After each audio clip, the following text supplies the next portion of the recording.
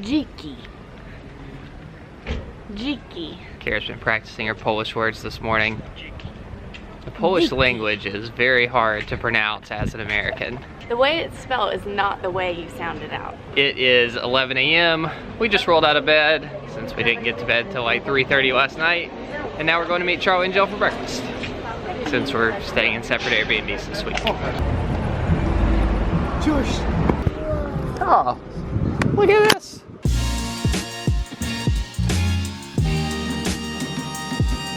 Children's concert? How cool is it?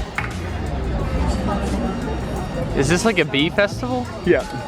The International Save the Bee Festival. I don't see any food yet. So Honey, Always concerned about the food. Honey, yeah, you're going I'm over there. starving.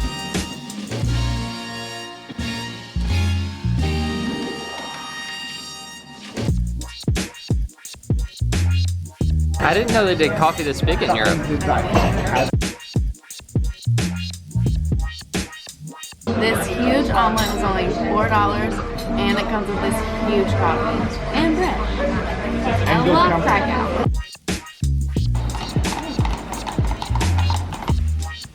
Are you gonna put pants on for the Q&A?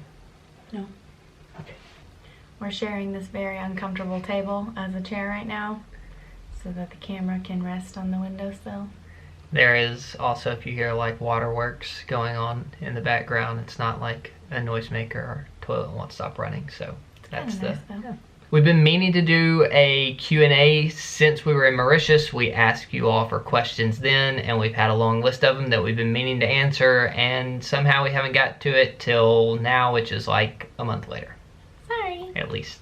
But we're doing them today. So, I'll answer the first one. Jenny asked, if you could only choose one place you've been thus far, including trips prior to this year, where would it be?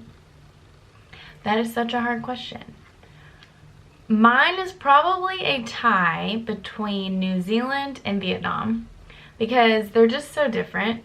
We were in Asia for a really long time and Vietnam was hands down our favorite place in Asia. Specifically Hanoi. It was just really authentic, cheap. The food was so good. Our favorite experience though, I would have to say would be Everest Base Camp. That was just like, it'll probably be the highlight of the year. I wouldn't say Nepal is our favorite country, but Everest Base Camp was one of our favorite experiences. How much data have you used on your phone? What phone plan are you using? So we use the T-Mobile phone plan. You get an international data package in like 140 countries. So the majority of countries that we go to, we have data through T-Mobile, and it's super nice to be able to show up in a country and not have to worry about like getting one of those little SIM cards that may or may not fit into your phone.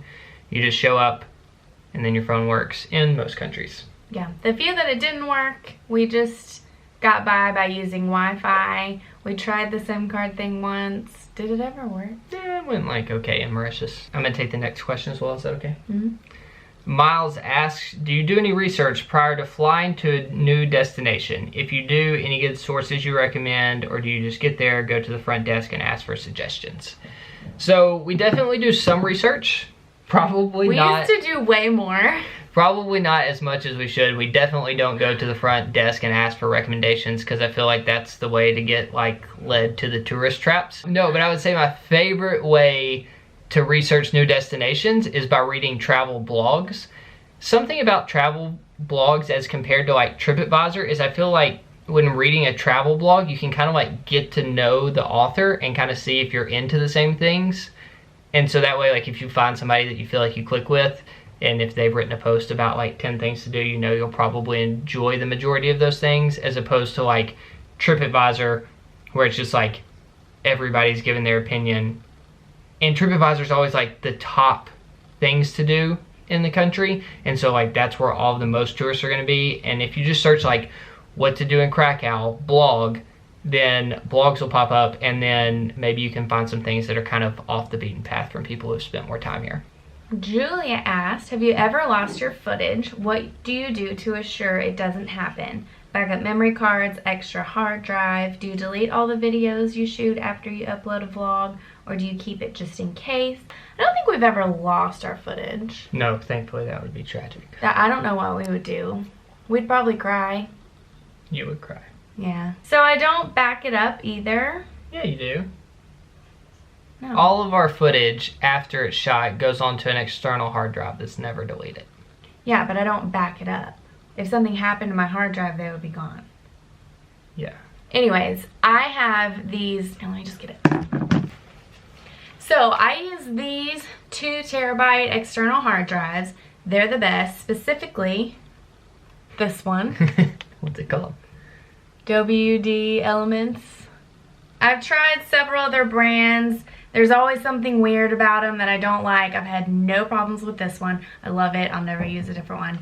So usually after we film a day, I'll dump the memory card onto this. Every day has its own folder, and every folder is in its own country, and every country is in the vlog. I plan to do a video of my workflow, but to answer your question, I do not delete the videos. This is my 4th, At least. 2 terabyte hard drive. I just like to have them because sometimes we link back to old videos, and I just like to have them. Also, if you want to know all of the gear that we use for vlogging, including this external hard drive and a bunch of other things, down below we will link a post where you can download all of our vlogging gear. Janet asked, health insurance, ... What have you purchased to handle an unforeseen medical expense? Of course, I hope you never have to use this, but I was just wondering what plan you purchased. So we have the Geo... Blue. We have some... There's a lot of people walking in the window behind us, and this is very awkward. Hey guys. They haven't spotted us yet. Barely still. But he's still... Oh, they spotted us. Okay. So we have health insurance through Geo Blue. I'm not exactly sure what the name of the plan is, but for both of us combined, it costs like a little over $160 a month. And basically, we have a really high deductible. I think it's like $5,000 or something like that. If anything tragic happened to us while we were on the road, it would cover us, but we'd have to meet the $5,000 deductible first. We don't have travel insurance. We did get a different version of it for Everest, though. No? No, we thought about it. Oh. We didn't. We didn't. They'd had like... I thought we had health insurance the whole time we were climbing. We did. I thought a helicopter was going to be able to come get me.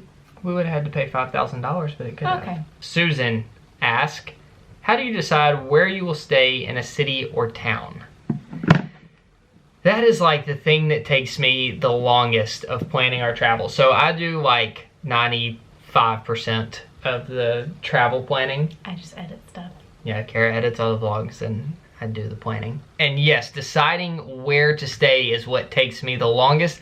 I've gotten a little bit better, so now I'll kind of go on a map and look at some of the major points that we want to hit while we're in a city, and then kind of see which part of the city is hopefully in walking distance of like a few of them, because we like to avoid like having to take public transportation or a taxi or something like that. We don't mind walking a good ways. And then after I figure out what part of the city we want to be in based on what we want to see in the city, I'll go to agoda.com. They're like a hotel booking website, and they have a great map searching feature, so I can like put we want a hotel that's less than $50 a night, and then it'll only show those hotels on a map, and I can zoom into the area I want to be in, check out to see which of those hotels we want to stay in, and then book it. And now that we're in Europe, we started using Airbnb a ton, which we love. They also have a great feature for being able to search on a map. Kai asked, what is your favorite food that each of you have eaten since being on your travels? We should have taken time to think about this. Gosh, I love everything. I really need to think. I know. Asian food was like the best thing ever. We love street food. Anywhere that has street food, I feel like all we did was eat. I can't stop thinking about that gelato that we had in Lisbon. The gelato in Lisbon. Nanarello's in Lisbon might be number 1 on both of our lists. I would say khao soi is up there for both of us. That's my favorite. In Chiang Mai, Thailand, That's kind of the northern Thailand dish is khao soi. It's like a coconut curry broth, and it either has chicken or beef and some crunchy noodles on top, or crunchy onions on top, some noodles. I would really definitely, have no idea what else is in there. Especially if you take away sweets from me, khao soi is for sure my favorite food that we've had while I've been on the road. Yeah, just to name a few others, sushi in Japan, unbeatable. I would go back to Japan just to eat more sushi.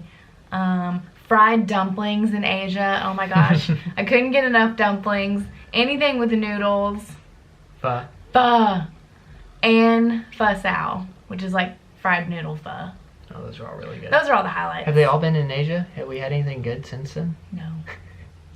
Except for Asia gelato. might have the best food. I've like really enjoyed everything we've had in Europe, but it just hasn't been like, I guess it hasn't been like, what am I trying to say? It hasn't been like a crazy experience where like most things in Asia we had, they were just like completely different than anything else we really had. unique. Like most things in Europe, I've had either that or like a similar version of it before, so I'm not like just completely blown away. Okay, let's think really hard. Are we leaving something really good out? Dumplings, pho, khao soi, sushi. Mango sticky rice. We almost forgot. Love mango sticky rice. Okay, moving on. Kai also asks, which airline has been your favorite, including seat, lounge service, etc.? No doubt. I'm just making sure we're on the same page. Qatar. But I was gonna go with lounges first. Oh, did it say lounge? Seat, lounge, okay, service, okay. etc. Favorite lounge?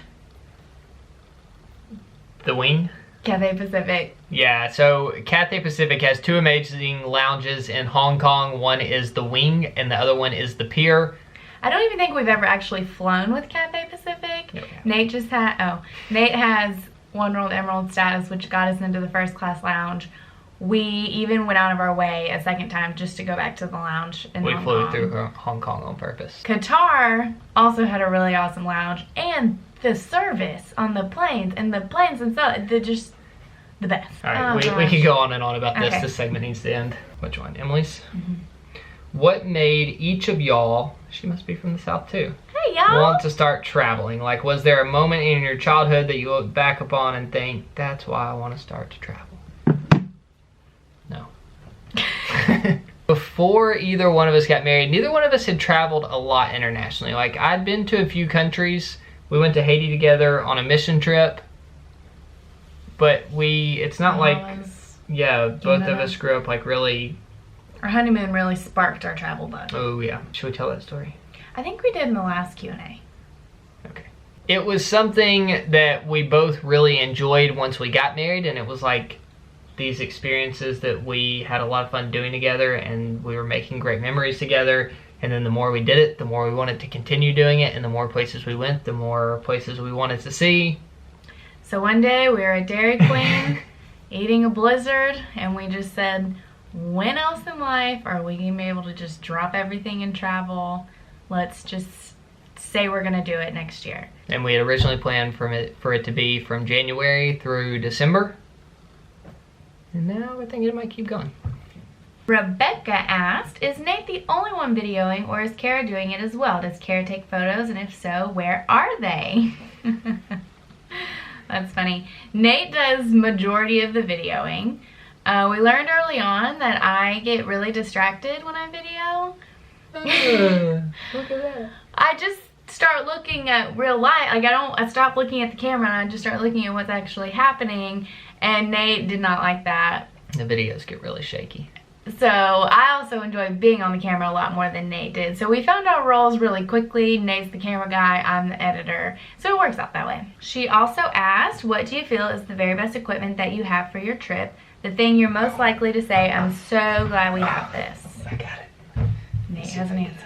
Oh, this is probably our most recent thing that we're really excited about and don't know what we did without it. It's the Camelback all clear bottle, so you can just like fill it up with any water, and then you put the top on and it purifies the water with UV light. So you just hold down this button and then the light shines in it, and you like do this for 60 seconds, and then the water is clean and you can drink it.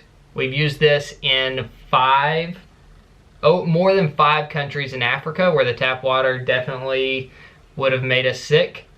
And you got sick like towards the end, but I don't know that it was the water. I haven't gotten sick yet, and I've been drinking water out of this since we left in June. It's fantastic not to have to run to the store to buy water bottles. Whoopsie, the memory card filled up. We're gonna take that as a sign that we've been talking too long and just end the Q&A here. The last time we did a Q&A was February in Thailand. We'll try not to make it as long before our next Q&A.